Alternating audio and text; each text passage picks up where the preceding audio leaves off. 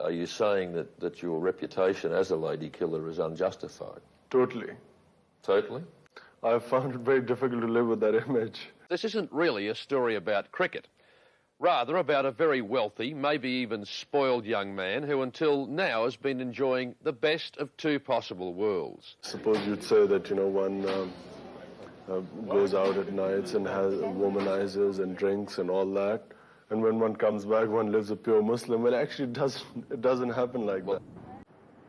It is actually a dilemma. It's becoming more of a dilemma each day.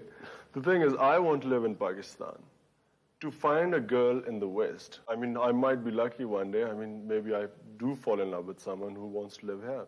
Since it hasn't happened and chances are quite slim, that's why I assume I'm going to have an arranged marriage, because there's no other way to get married in Pakistan. Hello. Huh? Yellow. Yellow Shahid?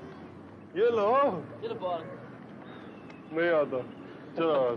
When one grows up in very protected environments like Aitchison and Zaman Park, which is where I was for the first 17 years of my life, and I just, had a very sheltered view, and I thought, since I was better than boys of my own age, it was only natural that once I grew up, I'd be better than everyone else. It's hard to imagine that a man like you, educated as well as you are, and going to Oxford successfully, could find cricket satisfying.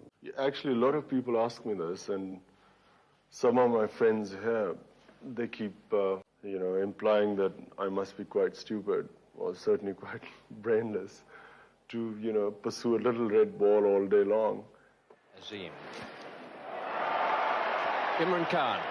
Trouble here, and he's put it down. He may have been worried. I certainly find that cricket actually involves more of your brain than most other sports I've played or seen. There's so much glamour attached to cricket.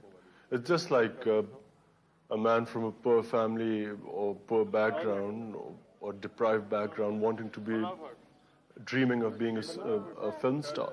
It's the same sort of thing. Cricket means glamour and it means finance, also, although they are misled somewhat in that respect. But it certainly means, being in the public eye, and that's one way of becoming a national figure. In Muslim Pakistan, the ladies' man is strictly a man's man. No giggling girls in Jaharabad.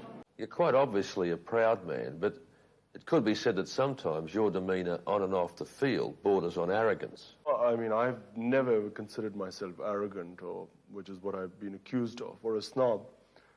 I think it's partly been the reason that I've been very shy. When I first started playing cricket in front of crowds, I was really embarrassed all the time. I couldn't cope with playing in front of so many people. People often talk about a man like you being torn between two cultures, between two value systems. Do you feel that way at all? The one thing that I have decided is that I want to live in Pakistan.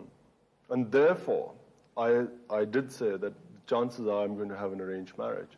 Because even if I fall in love with a girl abroad, chances are she's not going to come back and live with me here. Or even if she does, it'll be a very short-term thing. Because it is actually expecting too much for a girl from the West to live in a culture like this.